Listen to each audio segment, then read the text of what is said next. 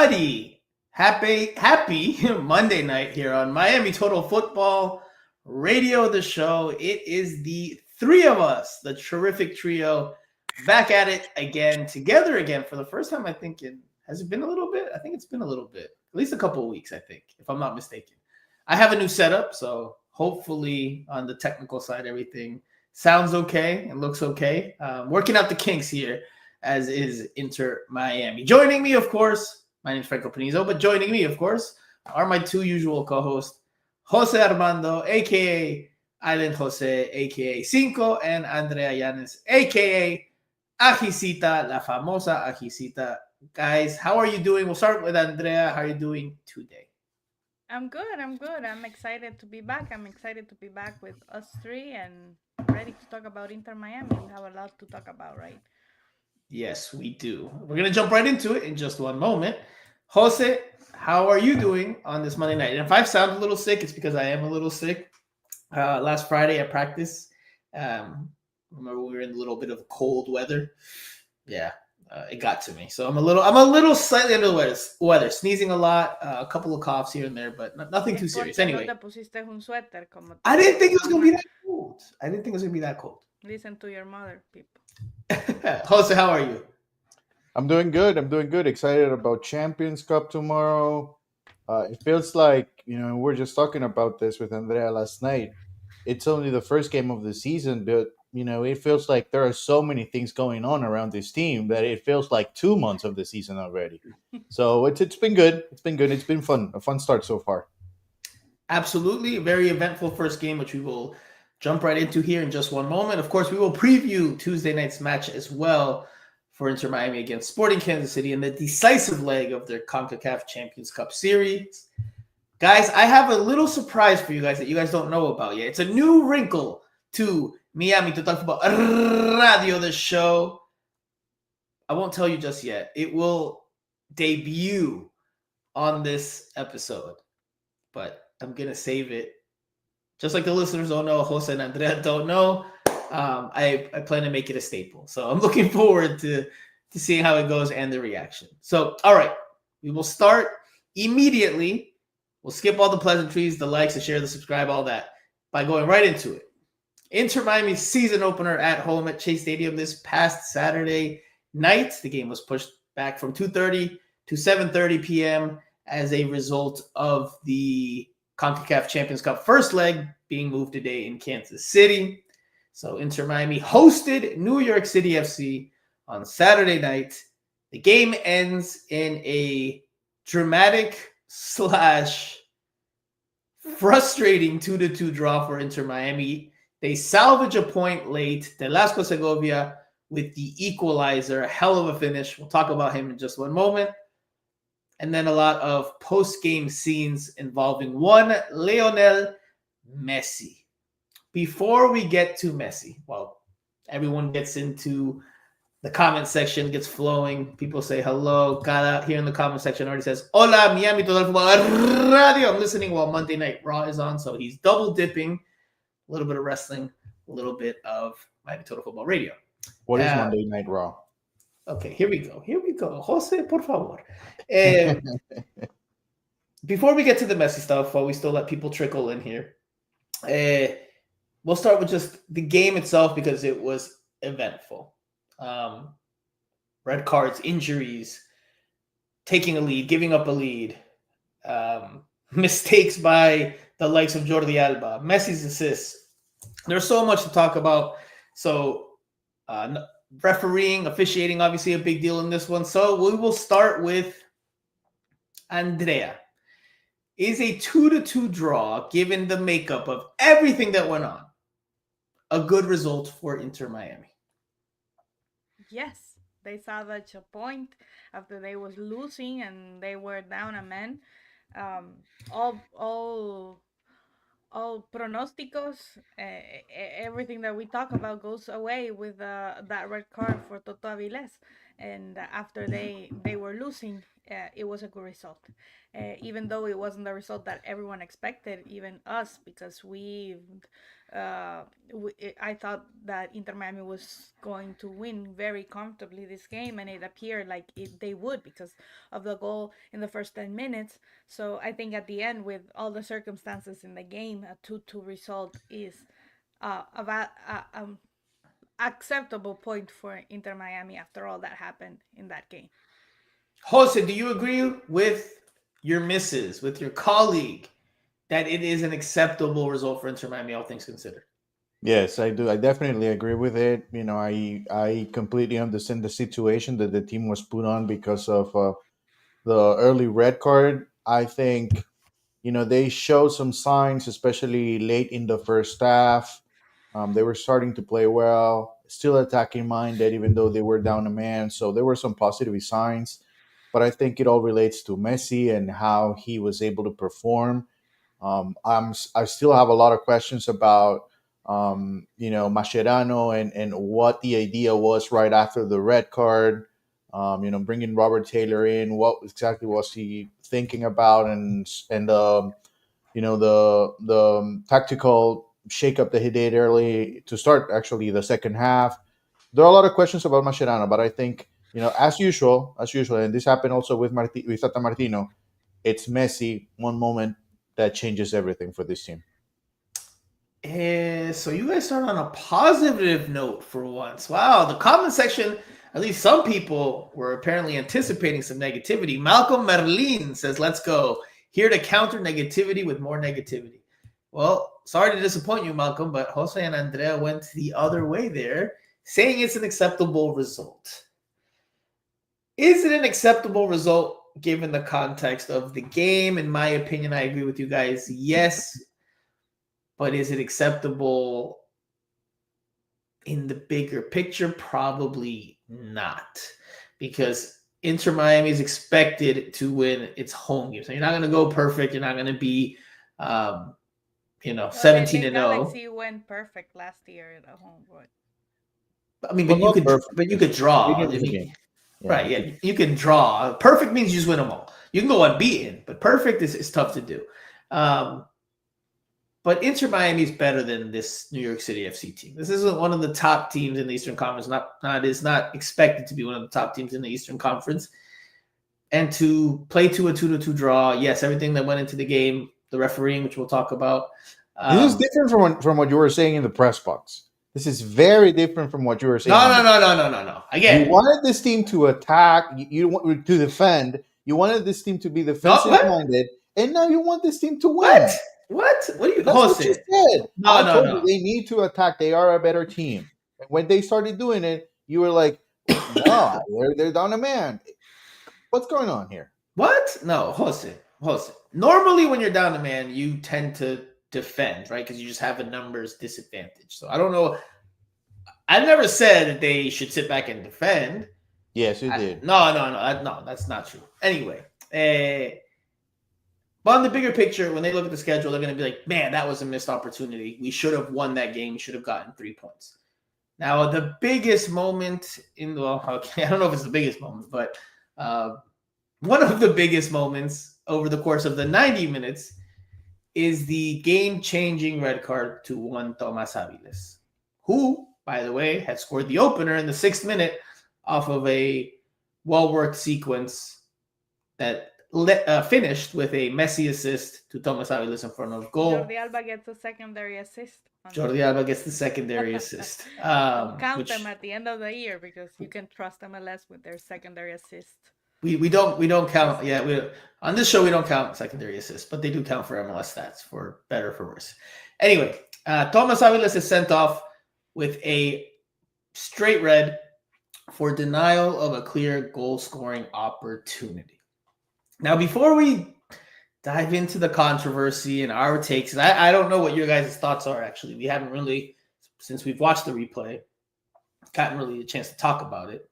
We didn't talk about it today at practice. So I'm curious to hear what you guys have to say. But before we do that, just so that it's clear to everybody, because I know there's still a lot of confusion on social media as to what the red card was for. It was not for the slide tackle in the box. It was for a perceived tug of the jersey before the slide tackle, which Thomas Avilés was the last man. Head referee Alexis da Silva deemed it to be denial of a clear goal scoring opportunity. So straight red card and a free kick to NYCFC, which they go on to convert in a pretty clever way. It wasn't a shot on goal, direct shot on goal. It was a low pass to the right and then a crossbody finish to the far post, catching Inter Miami's defense by surprise. Jose and Andrea, this is going to be probably the first of many juicy debates on the show this season, but I will start with Jose. Was it a red card, in your opinion? In my opinion, it wasn't a red card.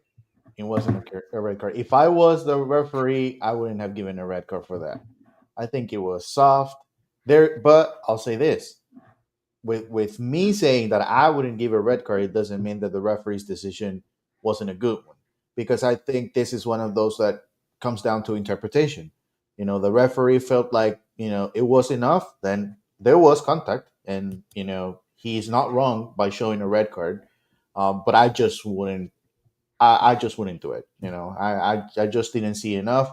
But kudos to the New York City FC player, because he actually felt the contact and found a way to it wasn't a penalty, but it was a pretty much a changing moment. Not only because there was a red card, but because they did score in the end. So we were talking in the press box about the rule of it can't be a penalty and a red card. Right. Well, that would have been the ideal scenario for New York City FC. It was not a penalty, and yet they did score. So Inter Miami was punished with the red card and with the goal in the same play. So I would say, if I was the referee, I wouldn't have called a red card, but I can't say the referee was wrong.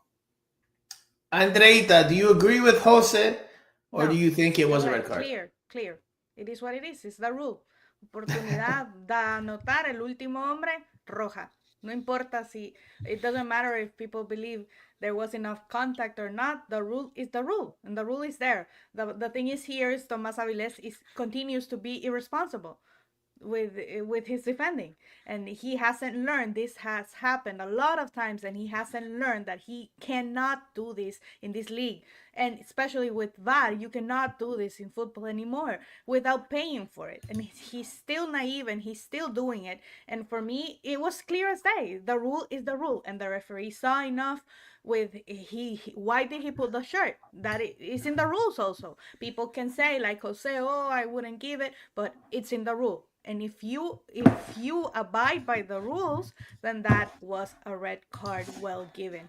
For me, Inter Miami fans, instead of complaining in this scenario, in this specific scenario with the referee and the red card, they should complain about Toto Avilés, because he continues to be irresponsible and he doesn't take that next step and continues to make these types of mistakes for Inter Miami. This would definitely work against him, because I feel like now there's more competition on this team than last year. I think last year he got away with this. He got away with missing several games because of yellow card accumulation, because they knew that Sergi Christoph could only give them a game here and there. And Nicolas Freire was hurt, and David Martinez was an emergency signing. Now it's a little bit different, because now Peluca is going to be ready soon. Luján is going to be ready soon, and they can pretty much take over, in the center back position. So, and for me, and I think Toto it's a different Avilés situation this continues year to for be Toto. irresponsible. So he paid for this. He scored a goal, but he paid for this mistake. And you should know, like, by this, how many years we have with VAR, players should know that any shirt pulling, anything like that, it's gonna get looked at. And it's gonna get called, especially if you're the last man, and it's the rule. So for me, it's no drama. It was the correct decision, and it was a mistake by Toto Avilés, and it was a mistake for Inter Miami. Their setup, Ustari, and everything with the free kick, because if New York didn't score that free kick, Andreita, then the game wait, was we're different. not. So it was a series of mistakes People want. Yellow card, Oh, Andreita. there's the Yellow prop. card. There's the prop. There's Yellow the prop. card. That's the new thing. That's the This new is thing. the new thing. Andrea, tarjeta Maria for you. Yellow card. You are going into the referee's book. Do not make me pull out a red card. It is the new wrinkle here on Miami Total Football Radio, the show. Andrea, we are not jumping ahead yet because I haven't even gotten to say my piece. I agree with you, Andrea. I don't agree with Jose. I'm sorry. I know Inter Miami was very upset about that call. Very, very upset. The mood after the match from not only, emanating from the team, but from, executives. They were very, very frustrated, and that was a big reason why. But it was a game-changing call. Prior to that, Inter Miami, they were only up 1-0, but they were on top of NYCFC. It looked like it was going to be a blowout victory. It looked like Inter Miami was just going to cruise to the finish line, and it was going to be un 3-0, un 4-0, a 3-4-0 game. But that call changes everything. Now, the letter of the law says if you deny a goal-scoring opportunity, then it is a red card.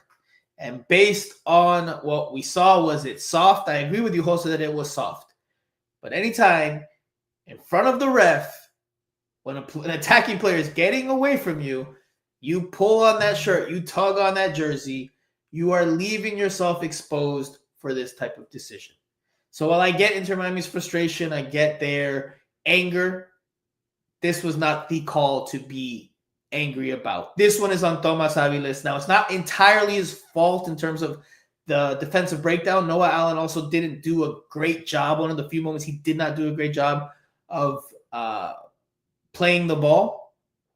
He got beat. Avilés got left behind him trying to cover, and in trying to do so, he got handsy, and he gets the red card. For me, it's the right call. Yes, it could be soft. It could have been embellished, but you just can't pull the jersey. If it was the other way around, if it was Luis Suarez on the other end and an NYCFC defender had tugged on his jersey, Luis Suarez, first of all, would embellish the hell out of it and do his swan dive. Jail time. But it would be a red card. It would be a red card no matter what. You just cannot pull on the jersey if a player's getting away from you. You just can't even make that can't be your and you got last away ditch effort for it before, but now with VAR you can't get away with it. I don't understand why players are so irresponsible. I know it's instinctual. It's instinctual. No te me vayas. Don't get away too far away from me. But that is something that should change, because it is like the handball. Before, players were with all their hands. Now you go. When it's a good defender, when it's a good defender, when he goes to cover a ball, he goes with his hands like this. That's how you know that you're an experienced and a good defender, because you know how the rules are now, and you take steps for the rules not to affect you, and that's what I feel Toto Avilés hasn't done for Inter Miami. He might be good, he scores a lot of goals, but he hasn't given that next step for Inter Miami, and he keeps on piling these mistakes that are costly for them. And that's a bigger talking point for Thomas Avilés, as the comment section here has already had their share. Thomas says, no more excuses for Avilés. He makes the same mistakes since last year, and he put the team in big trouble. Malcolm Merlin says, it's a red in MLS in La Liga, but not a red in South America or the EPL. Justin adds, I don't care about Avilés. I don't care if he's young. He's a liability since the Atlanta playoffs. False 9 mark. It's not solely on Avilés. Noah Allen is just at fault. Let the attacker get in behind, and both Avilés and Allen failed to win the ball and put in a proper tackle in a 2v1 scenario where the opposing player was literally sandwiched between them. Simply inexcusable from both. Again, false 9. I don't disagree with you. I do think Noah Allen shoulders some of the blame there for the breakdown. But again, Avilés had other recourses that he could have gone with. By the way, his slide tackle that followed the jersey tug, which everyone or a lot of people think is the reason why he was red carded, that was a hell of a slide tackle. He actually got the ball clean. But because he pulled him. I mean, it was a light tug. It wasn't like he completely stopped him in his tracks, but I understand why the referee could perceive that. For me, the call, and we'll get to the goal, I promise you we'll get to the goal. The call to Inter Miami has a real reason, a real gripe. They can feel miffed by it, was the non-call on the second yellow for the foul on Luis Suarez at the end of the first half. That should have been a sending off. That should have leveled the playing field for Inter Miami in terms of the 10 on 10 instead of 10 on 11. But the referee, again, Alexis Silva, does not make that call. We can have our thoughts on that. I think we all agree. I think based on our initial discussions, that should have been a second yellow. Am I right on that one or? Yes, it should. I agree. It should have been a second yellow, and the referee thought about it. The referee thought If about you it. look back, if you look back at the broadcast, you'll see the referee looking for his yellow card immediately, and then he realizes that he's on a yellow, and then he doesn't want to send him off. Now, let's be clear about this, because this is not the first time we've seen this. Yeah, that happens. This happens. This again, it comes down to interpretation. The referee probably thought, okay, this is fine for a yellow card, but is it really? Has it gone far enough to deserve a send off? And then there's interpretation from the referee, because and I would agree with people that would tell me, well, he needs to judge the foul for what it is, and if it's a yellow, show him a yellow. But this happens. Yeah, So it happens a lot. it happens a lot. Referees That's make why those type of decisions the all the referee time. has his in the rules his interpretation. It all comes down to his interpretation, and he said he thought about giving a yellow card, and then and you can see that he remembered that, like Jose saying, that he had a yellow card already and decided against it. I understand that was a game changer, no doubt. Yeah, I understand Inter Miami getting mad because of that, because it could have been the second yellow card for the player. But the player in question was Trahinja Tanasijevic. The NYCFC. I didn't even try to pronounce it. The NYCFC center back. He had picked up a yellow card a few minutes earlier, and he probably should have been sent off. Yeah, I mean, I think he should have been sent off. Let's make something clear, because people don't know the rules. You cannot check on a second yellow on VAR. You can only check straight red card. If it was for a red card, they would have checked it, but since it wasn't, that doesn't get checked in I don't think they would have given him, even if they. I mean, it wasn't a red card. It wasn't a red card. Let's be clear about that. So they couldn't check it, and it wasn't a red card worthy foul, but it was definitely a second yellow card worthy foul. But I'm explaining because I'm hearing some people complain, because why didn't he go to VAR? He can't go. It's a yellow card. You only go to VAR if it's a red card, or if the referee gives a yellow and VAR, the VAR, estimates that it should be a red card, and they call him. But in this instant, it's not a red card. It was a yellow, but it's not a red card. So that's well, they might still be checking. This VAR crew was terrible, so they might still be checking for a possible red card in that play, because in the second half they were checking for a penalty for like 10 minutes. Listen, but for me, it's an excuse, because we're gonna talk about the Messi, like the title of the show, the Messi Meltdown. If people are talking about the second yellow of the New York City FC defense, say his name, Andrea. Say his name. Let's talk about the second yellow that Messi deserved. No, Andrea, don't make me Is that a second yellow card? Don't make me pull it out. Is that a second yellow card? Hold on. Let's not what if anybody gets a red card? Are we on timeout for like a minute? Yeah, you get muted for you get muted for a minute. You get put in shamed in the comment section. It's the first time in total football. The only thing is I can't yellow a red card myself, so it's kind of that's not fair. That's not fair. If the comment section says like that, if the comment section says I get a yellow or a red, then I'll publish that if enough people say it, and then I'll put myself in timeout. And look, I do want to say this about the refereeing, because I did tweet this, and I do think it is I mean, in my opinion, this is what I viewed. I don't know if you guys agree. I think head referee Alexis de Silva wanted to come off as impartial, and he did not want to be viewed as favoring Inter Miami nor Lionel Messi, as we have seen other referees get criticized for. 100% I agree with and I think in trying to do that, in trying to be like, oh, I'm down the middle, he went too far in the other direction. Instead of trying not to be looking like this way, favoring Inter Miami, he went too far the other way and looking like he was not calling things in their favor. And I think that's where a lot of this frustration stems from. It's a lot of where it comes from. I don't think he favored New York City FC though, because yes, the yellow card, the second yellow card, but that had nothing to do with It's the it's result. it seems like that because a lot of like the iffy 50-50 calls that could go either way, Hmm. they all seem to go New York City FC's way.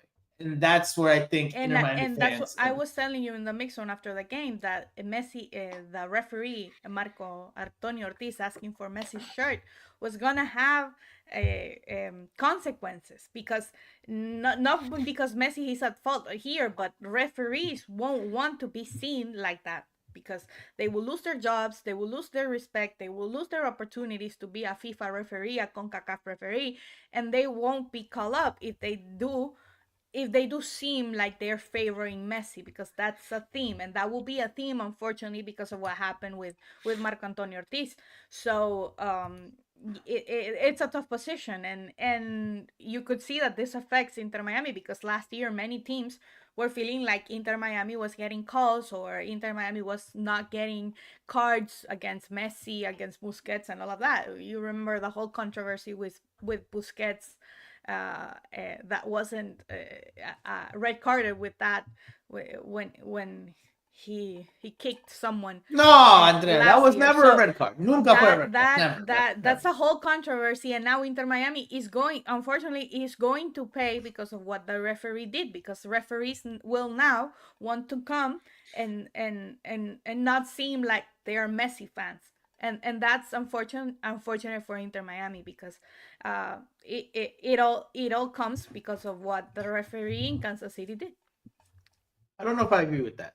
Pero we will move on to, I promise you, we will talk about the goal. It's 100% on the list. But we got to talk about Velasco Segovia, who comes off the bench, the young Venezuelan.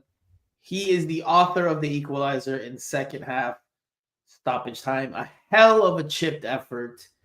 One of the bright spots, one of the positive things to talk about this game.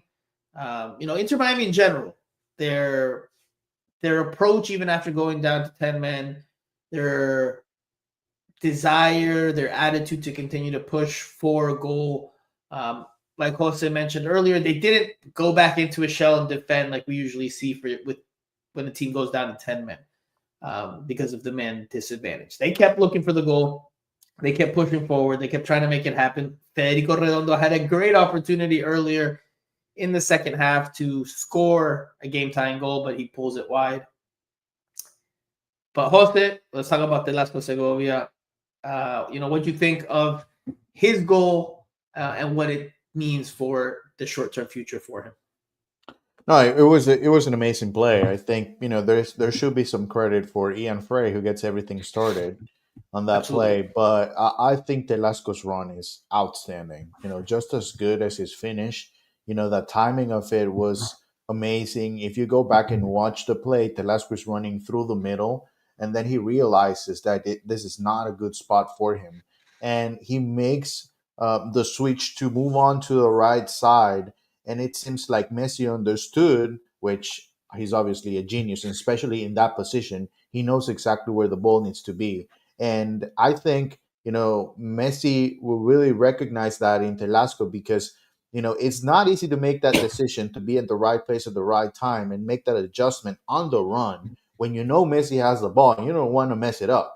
So Telasco makes the run, goes in between the two defenders, and then the ball is obviously perfect. There's no offside, and then the finish just outstanding. I think it's a beautiful goal. I know Messi is going to get a lot of credit for the pass. It's a beautiful pass, but to me, I mean, it's the finish is by far a lot better than the pass. It's just a beautiful goal from Segovia. I didn't think he had the best game before the goal, but hey, if you're gonna score those type of goals and not have a great game, so be it. I think Inter Miami is not gonna be angry with that. Andrea, what do you think about what this means for him going forward? I mean, he was already lining up. He arrived later in preseason, but he was already shaping up to be a apparent starter on this team. Obviously, in this I game, there was agree some with rotation. Jose that the goal was pretty and that, but I also think that he didn't have the best game before that. But listen, this is about moments, and if he can take advantage of Messi's passes, then he can have a moment. But we've seen, as long as Messi has been here, that he has given those passes to everyone: Robert Taylor, Campana, Joseph Martinez, and but those players have moments, but don't change matches. Telasco did in this moment, but I think his uh, su rendimiento, his performance, other than the goal, was not as good as he could be. But maybe he just needs playing time, and he just needs to understand the idea of the team Yeah. better.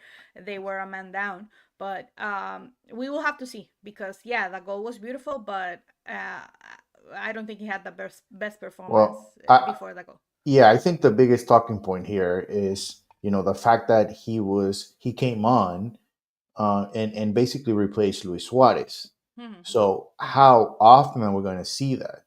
Is that something that will happen just eventually once every 3 months, or is it something that we're going to see often in the second half? Let's say, I think that's the biggest talking point here, because how often are we going to see the connection when Telasco Segovia is playing on the left side and Exactly. Yeah. just finding a spot on the field. It's not the same when you make that run and you have the room, you know where to go. And for me, that's the problem with Velasco. He has a lot of talent. My problem with him is that when he plays on the left side, he just doesn't have a lot of room to work with. So I hope that this is the start of Yeah. a pretty good combination for Inter Miami. But let's not kid ourselves that Luis Suarez will be the number one target for Messi. Of course. Segovia is not even a striker. Now, it was interesting that Mascherano made this change. We're not used to seeing Suarez come out, even though a lot of people, I would say most people, think there's games where he should come out. He should have come out after the red card. Maybe. I don't know. They still attack, right? They still attack. Yeah, but it was uno menos, otro menos. Thomas says Suarez is a problem here in the comment section. Segovia, for me, talented, continues to show a lot of talent with that ball at his feet. It's not easy to chip the ball like that with the goalkeeper rushing you. And the fact that he was able to do so at his 21 years of age, I know that that's not necessarily young in South America, but that's some composure and quality skill that a lot of players don't have. I don't think that there's a lot of players on Inter Miami that can do that. Messi, Suarez, quizás Jordi Alba, but I don't think there's a Taylor lot. has done that 1,000 times in Inter Miami. Robert Taylor's done that 1,000 times, really? Because I don't think he scored 1,000 goals in his time with Inter No, Miami. but you know what I mean. I think he's a good I- finisher. He's Robert's a good finisher. I Although he missed a very good chance in this game. Now, Robert Taylor, Justin says Taylor is not the same. But let's talk about Segovia a little more, because he was the hero for Inter Miami in this one. Although Messi got the plaudits, named to the MLS Team of the Week. Let's listen to what Segovia said about his goal there. And it came in the 100th minute, because Inter Miami got 11 minutes of stoppage time in this one after another iffy call. El árbitro estaba en contra de ellos. Another iffy call that did not go their way. And again, this is where I think the notion and the perception comes from Inter Miami's fans and from its staff. It was another iffy call. Was there a handball in the box on NYCFC there in the second half? They took forever to make the decision with VAR without the head referee going to the monitor. So again, every 50-50 call did not go Inter Miami's way, which that wasn't a penalty, Franco. Let's be serious. I agree with you. I agree with you that that's not rules. a penalty. Te rebota la pelota y te da la I mano, agree, Andrea. Fully agree with you. But I'm just saying, it's probably how Inter Miami felt. Like nothing went their way. None of the calls, the controversial calls, or the iffy calls went their way. But it's with Segovia. Nada, de verdad, estaba con la adrenalina. No pude pensar mucho, estaba muy feliz por el gol, por el empate. Pero de una vez Leo me dijo que sacáramos una vez, que queríamos ganar el partido.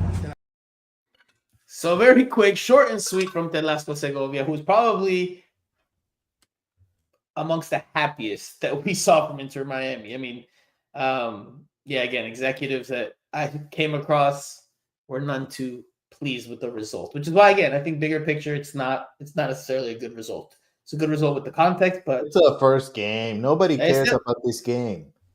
In 2 weeks, you don't care Nobody about the game. Lionel Messi cared about that game. As the last Segovia just said there, he wouldn't even really get to celebrate all that much. He wasn't able to be as euphoric as he could have been to be the hero in the 100th minute because Messi was saying, let's go for the winner.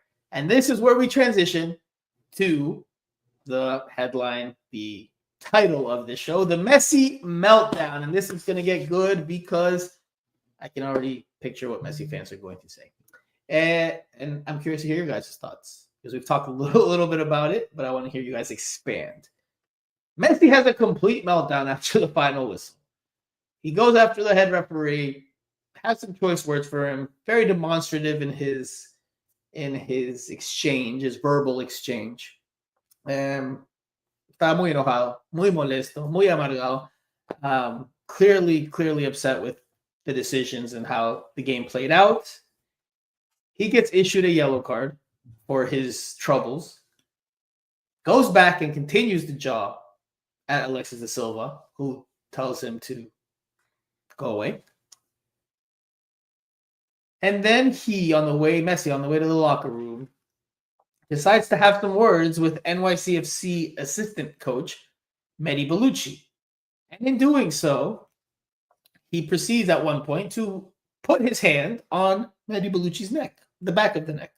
Which is a typical move from Messi when he's upset about something. We've seen that from Jordi Alba as well. Bueno, he does that. They're exchanging some words. Messi removes himself and starts walking away. Mehdi Bellucci's talking to Javier Morales at this point. But Messi, I don't know what is said. Messi decides to come back, puts his hand again on the back of the neck. And this time, I don't know if he squeezed or he pushed it a little bit gently. But Mehdi Bellucci definitely felt something there. And Mehdi Bellucci's head goes forward. He looks back in like disbelief. And you see on the images that Messi points like, come on, let's go this way. Not the best images, not Messi's finest moment by any stretch of the imagination. I will say it's good to see that Messi cares. I've said that before. It's good to see. There's a lot to digest. It's good to see that he cares. That he's not just here in MLS collecting a That paycheck. doesn't mean that he cares. No. It doesn't mean he cares. Because if he didn't care, He was just walk off to bothered the side. because It was things just didn't go bothered his because way. of that referee. That's But fine. it Then he doesn't mean cares. he cares. Then he cares. No. Should he? That's the only positive I can take from it for me. But should he? This is going to be where it gets interesting. I'll start with you, Andrea.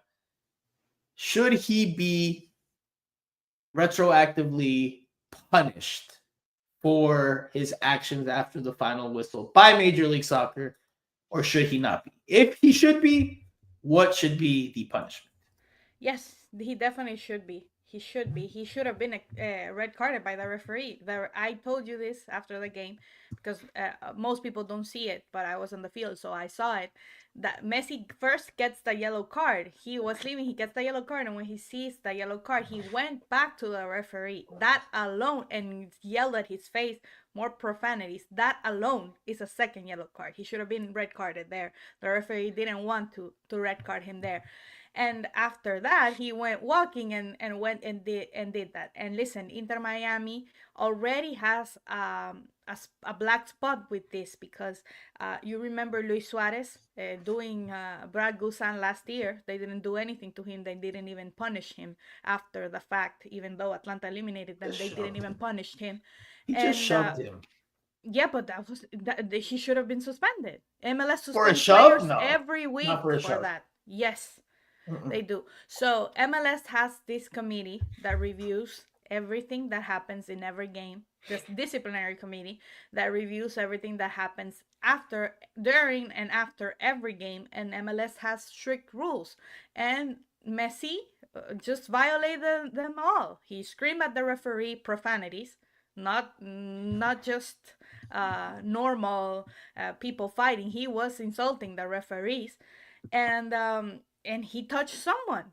You cannot touch anyone, and you cannot grab anyone by the neck. And like Jose says, this is something that Inter Miami players, Barcelona players from Inter Miami are doing, because Jordi Alba got suspended last year because of that, and he missed the first game in Kansas City because of that, because he grabbed someone, Tato Noriega, from the neck in the game here, and then he went per sec and grabbed someone else from the neck over there in Monterrey.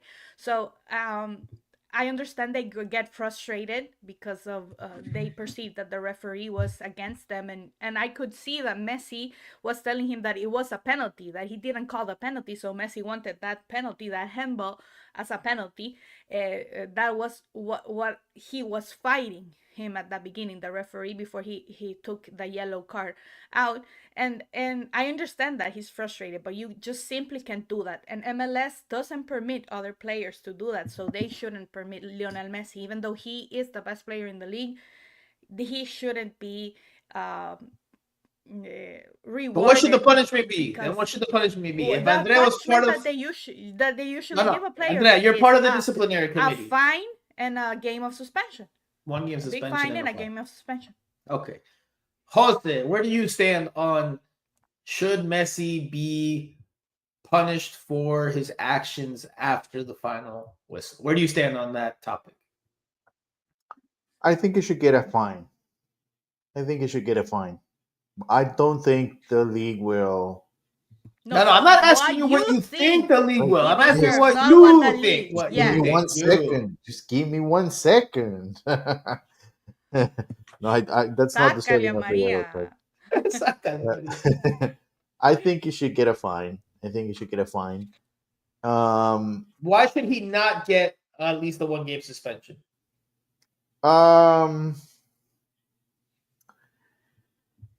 Because I think it's not a good look, but that's about it. It was not overly aggressive with the assistant coach. If the assistant coach if he was to really hurt the assistant coach, then yes, I can go with a game or 2.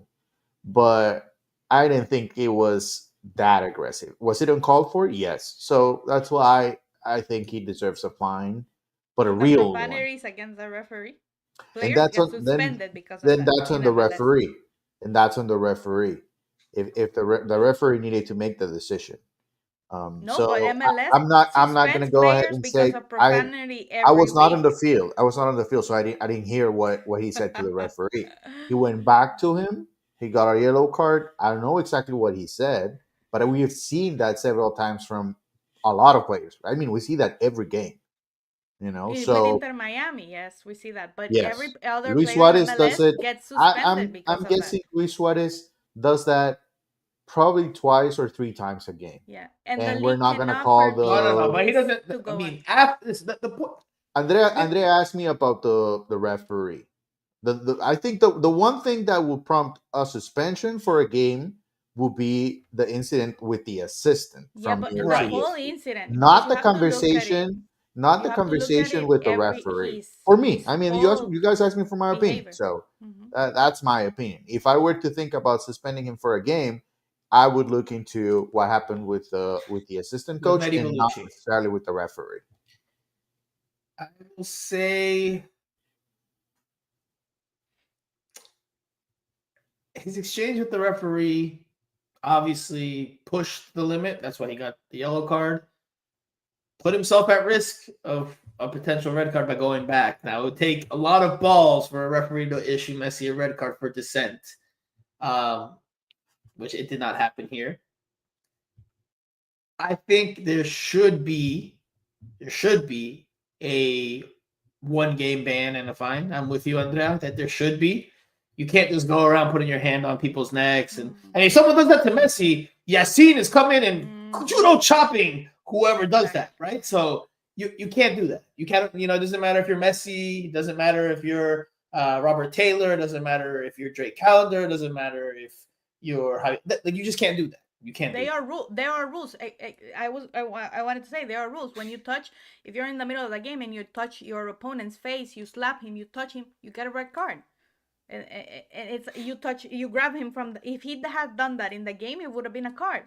So Yeah, and I think MLS is in a tough position here because I understand it's Messi is their best player, but they cannot, because of the competition, they cannot be disloyal with the other teams because other teams then will get mad because Messi uh, is getting a pass in this situation, and their players don't get passes when they make this type of mistakes, right? KTD in the comment section says, I don't like this recent Messi personality. He took the old critics that he doesn't have passion a little too serious. I don't know if I agree with the second part. Look, I agree with you, Jose, though, that I think the punishment will ultimately be a fine. It'll be a slap on the wrist. Who knows how much they'll fine him? $500, something, some chump change for Lionel Messi. I think that's what ends up happening. But I'm with Andrea that the punishment should be a little bit more for not for what he did with the ref. It's not about with the ref. The ref. It's the MLS disciplinary committee, Jose. No, who pays the fine? I asked. I don't think Messi will pay the fine. Somebody else will pay it for him. Messi will sneeze $500, man. It's like that's nothing. He will pay it. There's an old footballer pride. He's not gonna pay it. Somebody is gonna pay it. Maybe Jorge Mas will pay it for him. And let's remember that Concacaf also fined them. Andrea, Andrea, the comment section is mad at you because you got the name wrong of who pushed Brad Guzan. Tony Axe says Campana pushed Guzan, not Suarez. So there you go, Andrea. You've been correct. Campana pushed him, and then Suarez went at him. Suarez, when he was down, Suarez. When he was in the net. Yeah, he was exactly. In the net. That's what I mean. That's what I mean. Yeah. And that is what makes it worse because Campana pushed him and Suarez went with alevosía to push him back. You see, but the disciplinary committee can't go and check that and be like, okay, Suarez, one game suspension. It just doesn't happen. It just doesn't happen. That doesn't happen. Happens with other players, Jose. If someone grabbed Messi like that, if somebody grabbed Messi like that, I mean, it would be a problem, right? It would be big news. Inter Miami fans will not take kindly to that. I don't think anybody at Inter Miami would take kindly to it. Now, I think Inter Miami fans will be fine. Messi fans will be crazy. There are two Inter Miami. You know, there's two different sets and groups of fans here. Let's be clear about it. There's a whole group of Messi that follows Messi, that believes everything Messi says or does, and then there's another group that actually believes in the well-being of the team as a whole, the name Inter Miami, that want the team to be successful. There's another group that only wants Messi to shine. There's something I want to touch on, and I don't know, Franco, if you were planning to touch on this, but you're gonna get a yellow card. I see it. Declaraciones. We have it. We will go into it today, saying that it's the media's fault. The media's fault because we are a circle. We're in a circus. Circus. All right, let's listen to Mascherano. This was in English, so no translation needed. Here we go. No, I don't have too many things to say.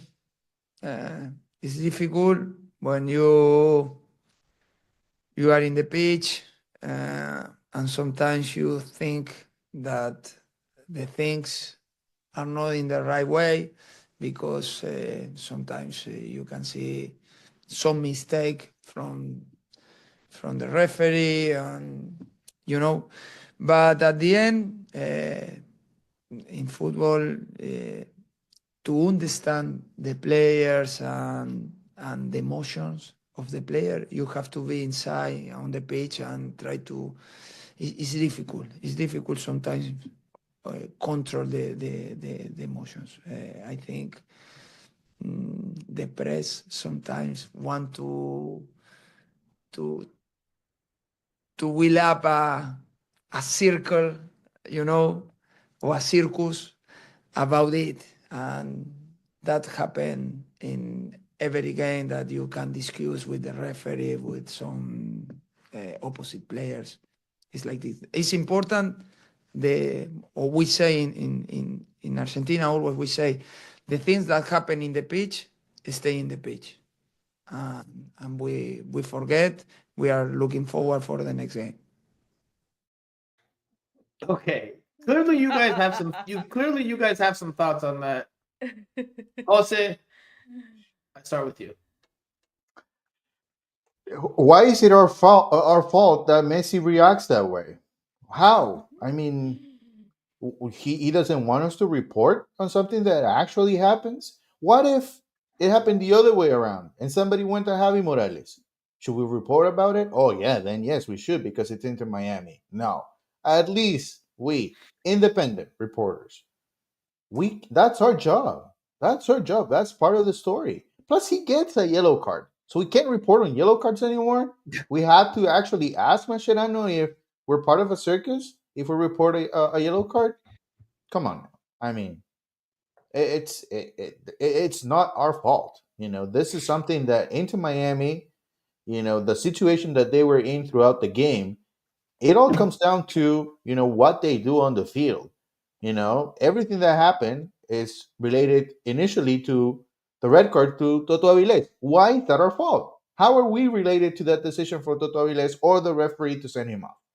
I mean, I think it's completely uncalled for. I think Mascherano is just trying to turn down the heat on the situation, right? Because maybe there is a chance that Messi gets retroactively punished. Although again, I think it'll be a fine. I don't think MLS is gonna make an example or do anything with its MLS biggest is not cash like the cow. NBA. They Right. So suspend everyone.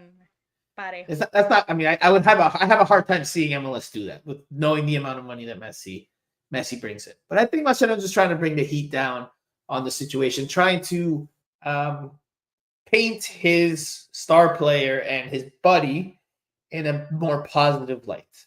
Because obviously, again, this doesn't look good for Messi, right? This doesn't look good on Messi. It was not positive especially because in New York City FC assistant coach was just standing there and he said like, oh, something, and Messi went berserk on him. It's like insane to me. Like, I think the time has come. I think the time has come for MLS players to just compete with him. You just don't. I think the best way to show respect, and I think this is something I did ask this morning to Peter Bermise, because I think this is the time for MLS players to actually show some respect to Messi and go out and compete. Forget about getting his jersey, taking the photos, the selfies. Forget about it.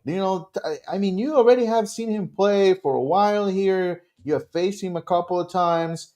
Now is the time to compete. I want to see MLS teams go at Messi. You don't have. I mean, the best way to show him respect is by competing and showing him that he needs to be at a high level to be successful in MLS. I've seen enough. I've seen enough of Messi glory and all that. Leave that to the fans. The fans will continue to do that, and that's their role. But if you're a professional soccer player on the field with Messi this year playing for an MLS team, I think it's about time you start competing. Yeah, and listen, the thing is with Messi is that everything gets brought to this light, everything against Cristiano Ronaldo and making them compete. And part of the problem is that people were mad because the player who scored the first goal, I forgot his name. Franco, you have it. I do have it. We're you beat me to it. Celebrated like Cristiano Ronaldo. No. His name was Mija Ilenic. And yes, if this game, and we haven't even talked about the injuries. That makes it, and this gets turned into social media of Messi fans fighting Cristiano Ronaldo fans because he celebrated like Cristiano Ronaldo with a shoe. So that angered everyone, and I've seen all the shows, ESPN and Fox and everyone that in Spanish, right? Because in English, this doesn't get talked about. But I've seen all the shows. They had half the screen with the celebration and half the screen with Messi's face. So this then becomes like if they try to paint it like if Messi is mad because the player celebrated like Cristiano Ronaldo. Well, hold on. He did celebrate like Cristiano Yeah, Ronaldo, he did. right? He did Right. really well. Okay. But So I don't think that Messi was mad because he celebrated like Cristiano Ronaldo, right? And people, what I mean is this whole conversation becomes about Messi against Cristiano, and it has nothing to do here. Like, he celebrated like Cristiano Ronaldo, and he said that he celebrated like Cristiano Ronaldo because he's a Cristiano Ronaldo fan, and he wanted to celebrate in front of Messi. But Messi didn't know that in that moment. I don't think Messi was angry because of that. And So- Messi was angry with the referee. Messi was mad with the referee, but that is a talking point in a game that had so many talking points. Like, we haven't even talked about Jordi Alba's Yeah. incredible blunder that I Yeah. still don't know what he was doing. I have no idea. He literally assisted the second NYCFC goal with a horrendous back pass. Not the type of mistake you would expect from someone of his caliber. But on top of that, this game had an equalizing goal from here, Mitja Ilenic. And he scores again off that quickly played free kick to the right, crossbody finish to the left. He runs to the northeast corner of Chase Stadium and jumps up into the air, leaps with his arms, and does the Cristiano Ronaldo trademark Siu celebration. And that made the rounds on Twitter and social media because clearly it's a taunt at Lionel Messi. Whether Messi reacted or not, whatever the case is, it's clearly taunting Lionel Messi. If there was any doubt about that, he was asked after the game about that goal scoring celebration. And while he doesn't use the word taunt, he pretty much says everything but that. So this is what he said after the game about his goal scoring celebration. About the celebration, I'm a big fan of Cristiano, to be honest. So that was basically my dream to do it in front of Messi. And yeah, I would just say it also shows my confidence. And yeah, I'm just super happy about it that it happened today. So his dream. I know, I find that interesting. His dream was to do the Cristiano Ronaldo celebration in front of Lionel Messi. What I tell you, people are insane. People are insane. But no, I can understand no. But he has the freedom to dream. So no problem. You're gonna get your credit. Ya va a salir aquel creep a decirte, you're gonna get your credit. He has the freedom to dream. He has the, doesn't he? He has the freedom to dream. I mean, I guess he dreamt, and he made it come to dream. reality. Freedom to dream. I mean, look, it adds to the folklore of the game. It adds to the story, to the narrative. And this adds to the league because, like Jose was saying, last couple of years that Messi has been here, 1 year and a half that Messi has been here, the perception is that people just want to get his jersey and don't want to compete with him, with some exceptions like Columbus, Nashville, and the Galaxy maybe. But then everyone has the perception that Messi in this league runs the league and players are just letting him win, and that's not actually true, because then you get teams like Atlanta that wanted to prove the contrary, right? And you get this type of thing with New York City FC also getting in the troleo in social media because they posted the goal with the goat, something like that, and it's nice to see that because we didn't see that last couple of years in MLS, and we're seeing that. And that's part of growing the sport, because not everyone has to love Messi and Inter Miami, right? And that's how you create culture. That's how you do it. And but the thing is that this devolves into that, and that if you criticize Messi, you're just talking because you're a Cristiano Ronaldo fan or something like that. But it's part of the game. I can't imagine his mentions. I don't know if he has. I imagine he has Instagram. I don't know if he has Twitter, but I can't imagine his mentions. Yeah. After doing that. Has been like, listen, it's insane, like the video of Messi, how viral it has gone, because it's all these accounts that, since Twitter is now a cesspool, all of these accounts get all the tracking. It's all that you see, and it's one side against the other, and it's this fight. And it's never Messi is not mad, because maybe he was, so I don't know. We don't speak to him, so I don't know. But Messi was mad at the referee. I don't think he was mad because someone did Cristiano Ronaldo celebration in his face. And it's not the first time that it has happened. It's not the first time.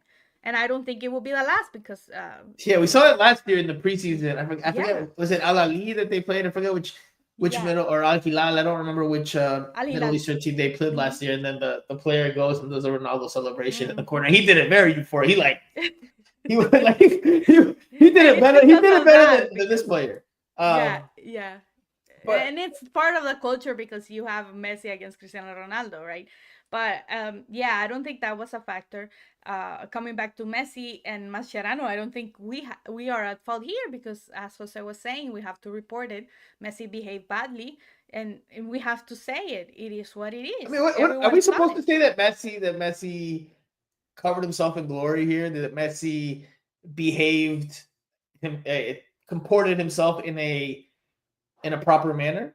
I mean, Yeah, I I don't don't I don't know understand how you what can say that. Mascherano wants because I don't know how yeah, you can say that. you have eyes and you saw his berrinche like a little kid, and we have to call it like it is. We are here as media, not as Messi fans, and that's I think something people that think people because need we to cover understand. Inter Miami. I think people get confused because we cover Inter Miami We are that we fans. need to be pro Mhm. Inter Miami, which is not the case. It's not the case. Yeah, obviously you want the better for the league, you want the better for the team, you want the better for the players, but we're not pro Inter Miami. Let's make that clear. A lot of people are confused as to what our role is. Our role is not here to be Inter Miami's lawyers and defend them and make a case for them in bad moments that they're right in those bad moments. No, our job is to cover the team in its entirety, the good, the bad, the ugly, everything in between. This falls on the line wherever you want it to be, but it's clearly not a positive story. This isn't Messi scoring a hat trick and being an incredible man of the match performer. This is Messi after the whistle getting into it with a referee and an assistant coach from the opposite team. That's not a storyline that we're creating. It's something that happened on the field, and we're there to report about it. Then we can give our opinions, and whether you agree with that or not, that's completely up to you guys. All right, switching gears, we will go to the beginning of this game to go forward. Fafa Pico started in this match, and he came out a few minutes in with a muscle injury. Chelo Weigand finishes the first half with a muscle injury. Pretty noticeable limp as he was walking off the field. He actually had to toughen it out through the end of the first half because if Inter Miami made a substitution, they would have been out of windows to continue to make subs in the second half. The second window was after the red card to Tomas Avilés. Ian Frey came in, and was it David Ruiz that came out? David Ruiz came out after the red card. After the red card, right. So the update today was that they are day-to-day, that it's muscle injuries. The quick turnaround from playing in the cold to Saturday night in South Florida with travel I felt like it was alluded to as being a culprit or a big reason for these injuries. However, I think it's unfortunate, and I tweeted this today, it's unfortunate that we're still at the point where Inter Miami abuses this day-to-day term to avoid giving like a transparent response as to how long these players will be out. Because technical staff talks to the medical team, which diagnoses the players.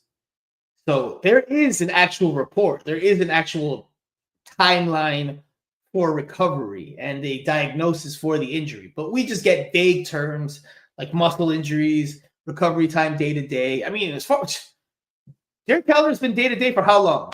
Like, how long has Derek Calder been day to day? We still haven't seen him dress. We see him in practice today. He looks fine. I mean, Inter Miami has gotten very comfortable abusing this day to day. It's not entirely their fault. It's also Major League Soccer's fault. We've talked about this over the seasons for not having a uniform rule for reporting injuries. But it's unfortunate that we're still seeing this move from Inter Miami 6 seasons in. Yeah, I think there are some injuries that are more that I can be a little bit more understanding of the day-to-day terms. You know, in particular with Fafa and Chelo. Which, by the way, Chelo played close to 15 minutes with that injury. Close to 15 minutes when he first had that conversation with Mascherano. But when it's muscular, I think the day-to-day term, you know, I mean, you can actually use it. But A few days ago when Mascherano talked about David Martinez and he said he's going to be out because he has an ankle injury, he said he's going to be out a few days. So that means he knows exactly, like an X amount of games or days that he'll be out. I think in that particular case, yes, it should be pretty clear as to when he expects at least David Martinez to be back available, which, by the way, he was available this morning. So I guess it wasn't that big a deal. So it makes it, even worse that they were not able to share. Like he's going to be in training next week And or then by the end of Mascherano the said week. that he's not gonna reveal anything because he considers it giving an advantage. He does not give away clues. He does not give away clues, he said. He No doy doesn't give pistas. Like we don't know how he's going to play. Like, yeah, I mean, I get the thought that you don't want to give clues to the opposing team about who's available and who's not. But I mean, it's not like we're missing from training and not seeing who is not out there, right? Like the first thing we do when we go out there is to take roll call and see who's here and who's missing. And that goes out for public information. Jose, your scarf just fell. You know what, Jose? This might be soft. Wait, no. This might be soft, but you're getting a yellow card for having terrible backdrop. I mean, how have you not gotten that fixed by now? It's always falling back. That was on purpose. No, on purpose. But you got a yellow card. There you go. Debut. Don't even bring out the red. Don't dissent. Someone send me a yellow and a red card to give to Franco, please. Yeah, No, so but it's unfortunate though. Yeah, Because it look, is, I do want to say because- this. I do want to add this really quickly because Thomas says the MLS doesn't have the rule, so Inter Miami is not wrong. That is correct, Thomas. You're not wrong. MLS does not have a rule in place, and that is a big responsibility of Major League Soccer. That's something that Major League Soccer has to correct. Well, because they want to MLS control is- everything. MLS is trying to do it, but when the rule is we have to get an injury report to illustrate people. MLS does have a rule that's been implemented since last year that they have to report. The team has to report the injuries the day before a match.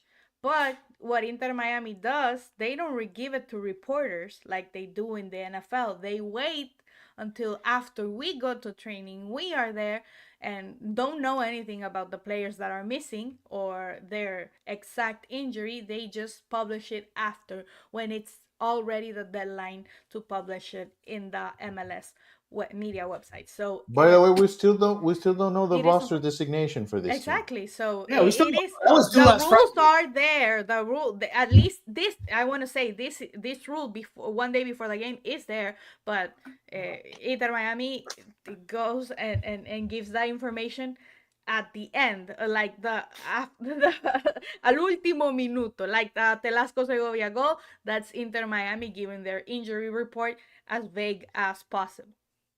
And look, I will say this to Thomas's point. Right, MLS does not have a rule. But Inter Miami continues to say, Jorge Mas continues to say, that they want to be the top the top team in this league. That they want to be one of the top teams in this hemisphere. They want to be one of the top teams in the world. Okay, so you have to act like it across the board. If there's a player that's injured for 3 weeks, put out the injury report, man. Just say he's out for 3 weeks. I mean, it's going to be clear that he's not in training for 3 weeks, right? We're going to report that he's not in training for 3 weeks. It's not like it's some big secret that he's not out there. So just because things are not enforced does not mean that they should not be implemented. And you can be the trailblazer or the trendsetter in that way. But anyway, we have a game to talk about Tuesday nights. You've already gone long, so there's so much to talk about. Inter Miami's mishandling. Yeah, that's why of we were tickets. saying it feels like it's been 2 months, and it's only been the first game, the first official match of the season, and I'm already like exhausted. I don't want to work anymore. I don't want to go to work. I'm already exhausted because it's the first game, and tomorrow hopefully we don't get any drama, and it's drama free. Because We're gonna get a rain delay. we get don't say it, toco madera, and we can talk about football because we are talking about all this and we didn't discuss the goal, Franco Panizo.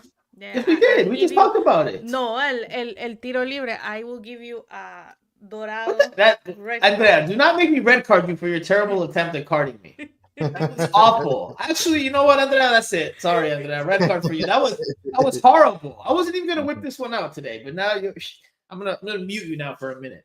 That's almost that was horrible, horrendous. deserve What it. was that? ¿Qué fue eso, Andrea? Oh my I god. deserve Mute her. Jose, 1 minute. I did mute her. Jose, again, I know Andrea wants to talk about the goal that they gave up, and I mean we could, but we gotta switch gears because we're already an hour and 10. Very quickly, Tuesday night, they play at home at Chase Stadium against Sporting Kansas City in this retroactive. You're gonna get accumulated man. They get a second leg, the decisive leg against Sporting Kansas City at Chase Stadium. Inter Miami's up 1-0 after winning the first leg last week in the blistering cold.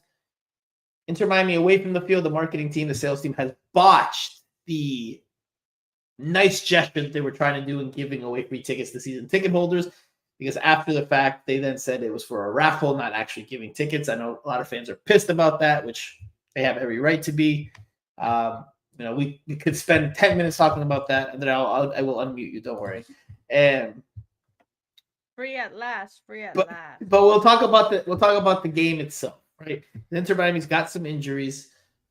This was Inter Miami's starting lineup from the last game, so I'm gonna present it so that you guys can tell me what lineup we see tomorrow. So against New York City FC, there was some rotation with this game in mind. 4-4-2, Oscar Ustari in goal, Chelo Weigand, Thomas Avilés, Noah Allen, Jordi Alba were the back four. The midfield four, Benjamin Cremaschi, Sergio Busquets, David Ruiz, Fafa Pico. Up top, Leo Messi and Luis Suarez. Now, we know Thomas Avilés is available because he got red carded in league play, not Champions Cup play. But Chelo Weigand's out. Fafa Pico is out. Yannick Bright was not in training today, so he is very likely out. Drake Calendar, we still don't know anything about it, although I think today, so we all know he's gonna start tomorrow. I think all signs point that Drake Calendar will not be starting tomorrow. Probably won't even be in uniform.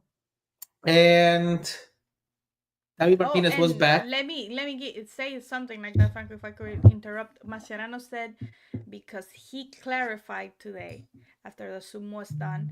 Andrea, do you like that comment? What I don't see from what VAR check, no red card. Andres good. Thank you, Justin. Thank you. Franco is a bad referee. He has bias against Alexis da Silva. But Mascherano said that Gressel not being in the roster was because MLS only permits on the game day roster for you to inscribe 20 players. So Lies. That's why Julian Gressel wasn't on the team and Ryan Saylor wasn't on the team. And tomorrow we can see more players because CONCACAF lets you have 23 players in. It's a FIFA rule that you have 23 players on the game day roster. So he said that he could have liberties and that Julian Gressel was out because of a technical decision. So Julian Grussel's not good enough to make a 20-man roster for Inter Miami right now. That's what Javi Mascherano's telling us. Yes, that's basically what he said. He said it was a coach's decision. Yeah, that's fair. That's fair. There was a report that came out even before the lineups came out, if I'm not mistaken, on Saturday evening that said Julian Gressel will not, he's not dressing today due to a technical decision. If he is to be traded, Inter Miami is likely going to have to take a part of his salary budget. To me, that reads clearly that it's been obvious for preseason. He surplus the requirements. He's not rated by this coaching staff, and he's probably not long for Inter Miami. His future is probably not here. Whereas last year, and you guys know this very well, those of you that check out the YouTube channel, not just for the podcast, the video podcast, but also for the interviews. Probably saw a lot last year, a lot of Julian Gressel interviews. He was a common speaker during post-game, pre-game, all the types of interviews that they had. This year, we've only spoken to him once. So that kind of shows you where he is in terms of and it's very telling that you leave him out. And we were discussing what he said after with Jose, and I told him, well, if Chelo Weigand is out, he has, of course, Ian Frey there, Lujan, but Julian Gressel will be also a possibility to play on that right as a right back. So So that's where we go it with this would make transition. sense. It That's would where we make go to sense to transition. have Who Julian Gressel tomorrow. plays tomorrow in the starting lineup? We're talking about Julian Gressel. He's not cracking the starting lineup. He's not even cracking the team. Jose, I go with you porque está con cara seria, está con serious face. I don't know if you're hungry, if you want to go I play. am hungry, actually. Yeah, Yes. Jose is always hungry at this time. Always. After we finish the podcast, everyone, Jose is usually like, okay, I'm out of here. I got to go eat. That's what Jose does after the podcast. That will be the case again tonight. All right, Jose, who starts tomorrow for Inter Miami in your opinion? You want me to give you the entire lineup or The entire 11. Okay, so I think Ustari gets the starting goal. Okay. 4-4-2. 4-4-2. Yes, 4-4-2. Ian Frey starts as a right back. I think Toto Avilés gets the start. Noah Allen again starts. Solid game, Noah Allen, so he should be rewarded, and he's young, so he can play back-to-back games. And then Jordi gets back into the starting lineup after the 1-game suspension. Was it a 1 game actually? Well, if it was a 1 game, then he'll be back. Oh, Midfield. check that. Yeah, but let's just say check that. Yeah, let's just I don't remember if it was 1 or 2. I think it was a 1 game, probably 1 game. But he gets back. Then I think Tadeo Allende gets back into the starting lineup. Okay. Redondo, Busi, and I think Telasco. Yeah, I think Telasco will get the start on the left, and then Messi and Suarez. It was 1 game suspension, so Jordi Alba will be back for this one. I agree with you, Ian Frey at right back. He was a big part, as you mentioned, and rightly so, a big part of the equalizing goal and the way he dribbled forward to make that penetrating run into the middle third before passing it off to Messi. Noah Allen. Does Noah Allen start again at left center back? I don't think here's my thought process. Here's my thought process on that, and we'll see if it helps you guys. Mascherano said on Saturday, was it Saturday? Yeah, Saturday, that he felt like they were taking a risk with Gonzalo Luján. Right. He was, they played him too early. So I don't know if he wants to start him in this game. I feel like this is the game where we see Luján and we see Peluca. Especially if you have the lead second half, it would make sense to bring an experienced defender in Peluca and Luján. So I think we're going to see them play for Inter Miami in this game, but I think Toto and Ian Frey start. And Toto will get the start because he can't play on Sunday. So, I mean, it makes total sense. I think there has to be some change somewhere, if not 2 changes. And obviously that's what this last game against NYCFC, there was some rotation because, Inter Miami's going to have played Wednesday, Saturday, Tuesday. So what? That's 3 games in 7 days. And then they're going to play again on Sunday away at Houston. So there's going to be some fresher legs in there. Does Luján get the start over Noah Allen? Last week with Jordi Alba out, Noah Allen had to play left back. So the center back pairing at that point was Avilés and Luján. Does he go back to that? I think I'm going to go with you, Jose. I think Noah Allen gets another start. I think he's played well enough. He was very good.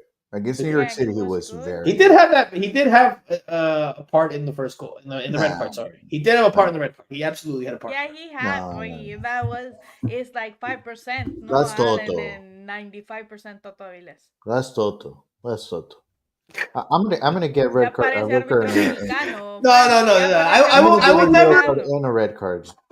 I will never give you guys cards for your opinions unless they're way, way, way, way, way out there. I'll never give you a card for your opinion. Yeah, but I agree that I think tomorrow, because of what Mascherano has been saying, I agree that tomorrow we can see Noah Allen. I think he did a good job against New York, and I don't think Luján, as he said, and he said it 2 times because he had mentioned it also today that Lujan hadn't played since December and that Maximiliano Falcon hadn't played, so that he had to be careful with that. And I think he's right. If you have Noah Allen doing a good job, rindiendo, as we say in Spanish, then you could give these players a little bit more time to get into the run of things, into get into knowing the tactics and to knowing each other. And you get Toto Avilés and you get Noah Allen that already know each other and have played together. And also Toto will play because, as Jose says, he'll miss Sundays, right? And I think we see Frey playing in replacement of Chelo Weyan and Jordi Alba coming in. Then in the middle, will it be Ian Frey? Just to play devil's advocate. Will it be Ian Frey, or will it be Benjamin Kremaski? No way. No way. Frey. Kremaski was a complete disaster there. Yeah. I mean, I didn't say I Benjamin would rather play David Ruiz as a right back than Yes. Kremaski. Well, 1,000 times. Mascherano said after Saturday's game that they view Kremaski as an option at right back. He was just Que embarrassed. tiene buen about playing him there. recorrido, that he tracks He was back. embarrassed. He was embarrassed about playing him there. He made a mess. That's a good talking point here. Mascherano's substitutions in this game were Horrible. horrendous. Horrible. Horrendous. He had no idea what he was doing. Absolutely no idea what he was doing. This comes down to Hold on, wait. If you're gonna say Messi that, saves the day for him. no. If you're gonna say that, then we gotta talk about it. So Fafa came out. Who came in? Robert Taylor. Robert Taylor, terrible, Okay, terrible. that's He brings a wing player when you're a man down. When you'll be a man down. No. He wasn't a man down yet. He just Right. got the early injury. He brings a wing player. Then he Wing gets for wing, like for like. There's nothing wrong with that. What's wrong with that? Let me finish my thought. Then he gets Toto Avilés a red card. Okay. So he leaves the wing player and takes away the defensive-minded player, a box-to-box player in David Ruiz. Oh, no van a llorar porque lo sacó David Ruiz. Makes no Porque lo sense. That sacó was a Davidcito. bad. If you're Makes sense. going 10 Horrible men move. down, you need the Okay. defensive player, not the attacking player. Let's say you don't want to take you don't want to take David Ruiz out, or you want to take David Ruiz out. Why is Luis Suarez not taking off the game at that point? When you know Luis Suarez is not going to help you a bit defensively. I Because sent they you a were staying message in the attack-minded. WhatsApp group and I told you he should have taken Luis Suarez or Kremaski out. I They sent you a scored message without Luis immediately on Suarez. WhatsApp. But they stayed attack-minded. But Yeah, they but he scored didn't without do Luis anything. Suarez. When Yes, Luis Suarez was exactly. off the field, that was the best attacking He's in the uno second menos. half. The stretch where Luis Suarez was out of the field. Messi was the false And nine. Messi, right? And Messi was playing with Velasco Segovia. That's the best we saw in the second half. Combinaron muy bien. That combination was the absolute best. Yes. They So did play well. Luis Suarez could have come off the bench of the field in the first half, and they could have It's still different, become Jose. defensive-minded It's team. a different game at that. I mean, look, we talked about this in the press box. We didn't talk about it here. We have to at least mention it, although we're already past due on what we should have talked about it. One of the reasons why Inter Miami was even able to salvage a point against New York City FC was because NYCFC decided to go for another goal. They were looking for the third goal to put the game away, as opposed to just knock the ball around with their man advantage and just seal the game. Instead of taking the ball to the corner, wasting time, just getting the seconds off the clock, they continued to try to attack, and they left themselves exposed. I mean, Ian Frey has a lot of space to run at on his play. He gets by by one of NYC's attackers who was trying to defend, who tries to lunge at him on a slide tackle, completely reckless as opposed to staying back and keeping shape. Like, NYCFC stretched themselves out too thin. Now, again, maybe they were, in Jose's school of football, that's great because, you want to score goals, you want to attack, you forget managing the game. When you're NYC, I thought NYCFC managed the game poorly.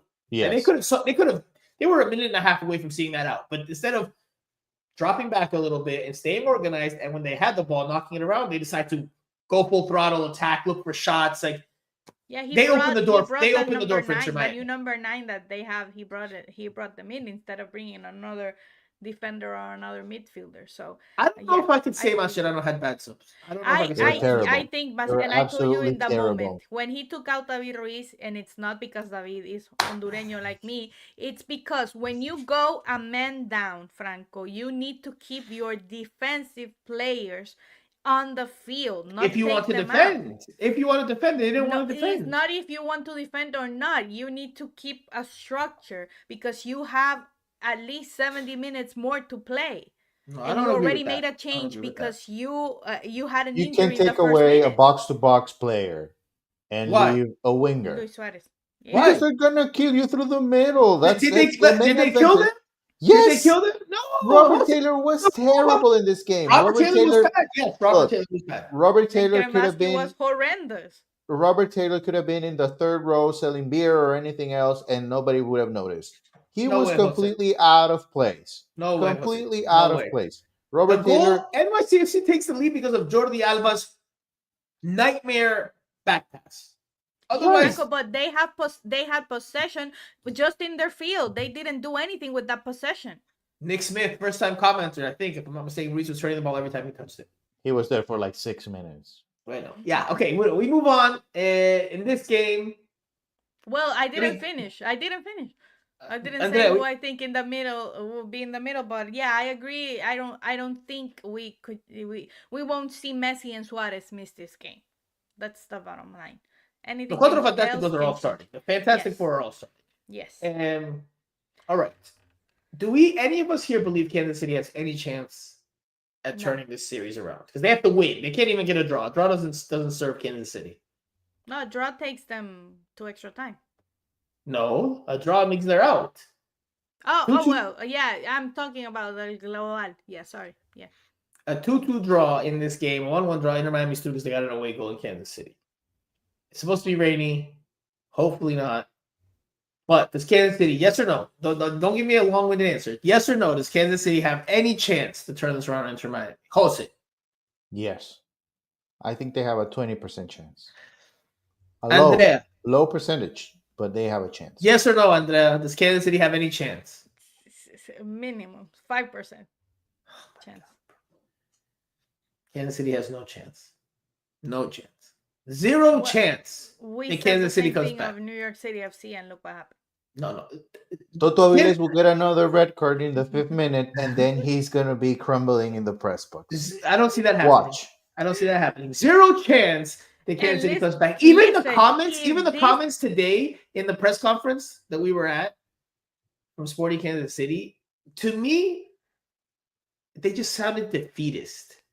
Even Alonso Contreras, the Peruvian colleague who was there. The other player. Even though no, because when I asked the goalkeeper about tactically, of course, it's not going to reveal secrets, but that fine line of having to push for a goal, right? Because Kansas City needs the goal. Inter Miami does not need the goal. Kansas City needs to push for a goal, but doesn't also want to leave itself too exposed at the back. He was like, well, we don't have to win it in the first 5 minutes. Like his response seemed like they're going to be very defensive minded. Whereas Inter Miami and Mascherano said, we're going to attack. The 1-0 doesn't, we're not taking it They like have to be defensive minded. Yeah, because they can open They can go to toe to toe with this team. So now you agree with me last week because you said in the cold they should have attacked and blah blah blah. Yes, in the cold. That was a completely different scenario than what's going to happen tomorrow night. They have to be defensive minded. Look for counterattacks. Look for set pieces. Exactly. Look for any way that they can get that goal. They just need. That's what they need to do. They need to slow the game down. Mm-hmm. And what's if you're especially playing here in Fort Lauderdale, if you want to hurt into Miami, you give them the ball, let them move forward, and take advantage of the room they leave behind. Yes. Make Sergio Busquets chase your midfielder. Make Jordi Alba run back, or make Noah Allen move to the left because Jordi Alba is up there looking for Messi. That's the way to hurt them. And if you're completely all the time trying to overpower them, then the best we've seen from Inter Miami defensively is when the other team controls possession and they are pretty well set up in the back. Mascherano, you have to give him credit, at least early on. That's the best side of his team right now. But when they attack, listen, if they lose the ball in the middle of the field, they are not a good team in transition defensively. Yeah, the away goal gives Inter Miami a lot of And if Sporting Kansas City they score 2 goals, exactly. Inter Miami needs to Miami score 4. 4, exactly, yeah. So yeah, I agree with Jose that Sporting Kansas City's tactics here is not going to be an attack. They need the result, but they will be, I think, intelligent about it, and not and not um and not go and attack Inter Miami and open themselves up, No right? chance. Then again, Okay. I said 20, Andrea said a 5% chance. So, Right. we're pushing It's minimum, towards yeah. Well, of course, Inter into Miami Miami winning moving tomorrow. on. But those are scenarios that could happen. Nick Smith in the comment section says we dominated the stat sheet with 10 versus New York City FC. Yeah, but that's what I was saying. KC has Possession 0 just chance. on That shit Inter means Miami absolutely Hold nothing. on. field. Nothing. KTD says there's always a chance against Miami. Malcolm Merlin is very, very upset with you guys for some reason.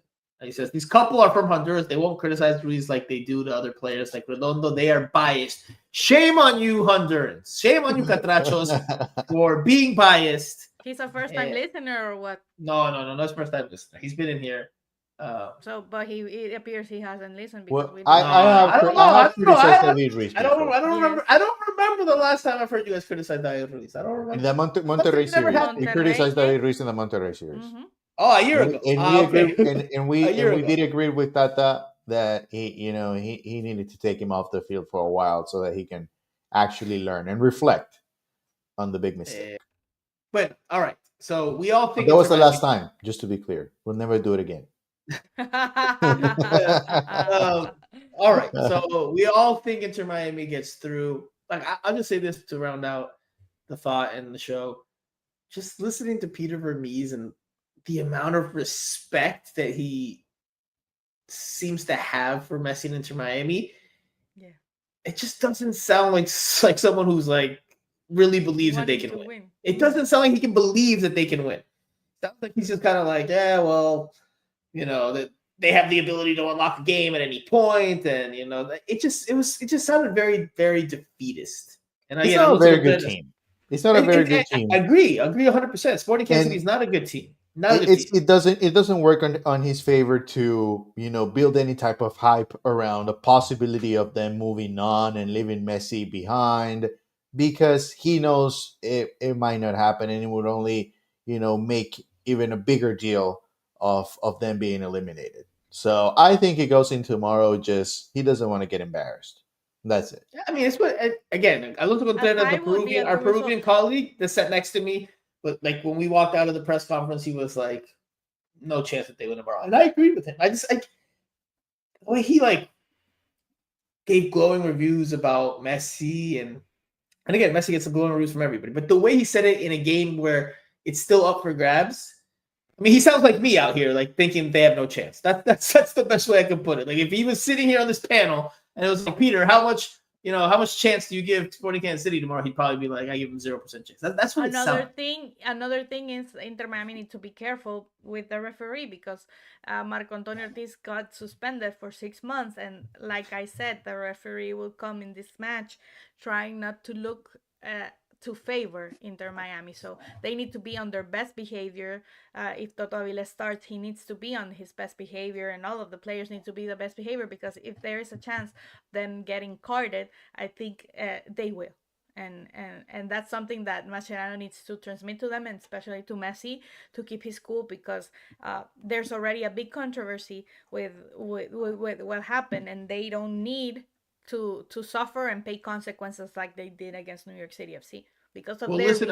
We'll listen to Mascherano and we'll round out the show. No, el 1-0 no da absolutamente nada. De hecho, nosotros preparamos el partido pensando que el partido está 0-0. Nosotros tenemos que... No podemos especular. El problema de especular es que el fútbol no es un botón que se aprieta y de un minuto al otro activas a los jugadores cuando quisiste especular durante un determinado tiempo. Eso no existe en el fútbol. Entonces, y aparte para especular, y el problema de especular, cuando especulás tenés un plan, que es ese. Y si lo tenés que cambiar, ahí está el complejo de cambiar el plan. Y entonces es mejor tener el plan de ir por el partido, y más allá de lo que pase durante el partido, el plan sigue siendo el mismo, que es ganar el partido.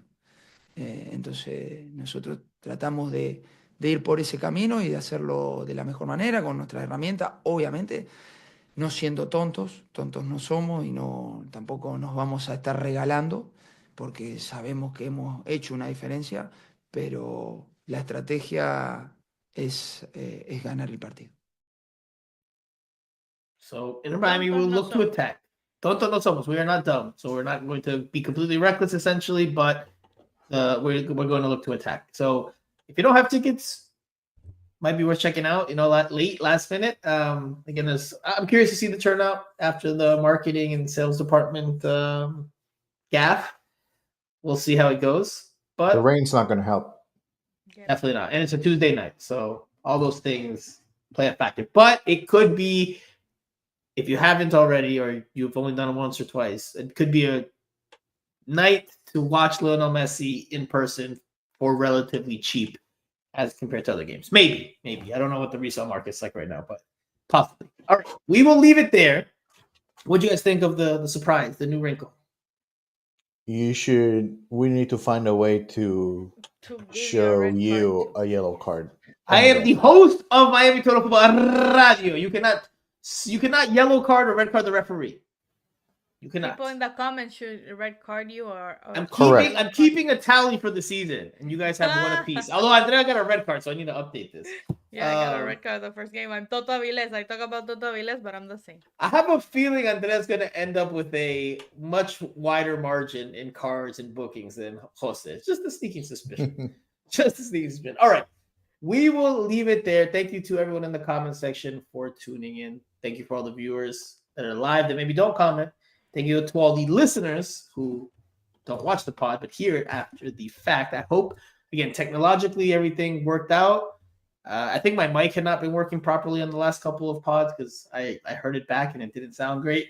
So hopefully with my new desktop setup, my Mac Mini that I got for Black Friday, hopefully it all sounds good. But all right, we will be back at some point this week. I have another surprise for you two that you don't know about. It's another surprise. I'm going to reveal it later this week on the pod between Champions Cup. How about Ale Novando? We didn't mention Ale Novando. Oh, Ale Novando. Imagine that the team Barcelona from Ecuador announced it officially that it's coming to Inter Miami, and Inter Miami. Par for the course. Do we have any Ecuadorians on the chat? Probably. But we'll talk about it. Facts. We'll talk about it later in the week. We've got another show, and I have a big surprise for you two. I'm really looking forward to it. All right, we'll leave it there. We'll be back in a few days. We'll let you know as to exactly when that is. So for Jose Armando, for Andrea Yanes, I am Franco Panizo. You have been listening to Miami Total Futbol. I can't do the switch. I just can't do it. Radio. We'll talk to you guys again in a few days.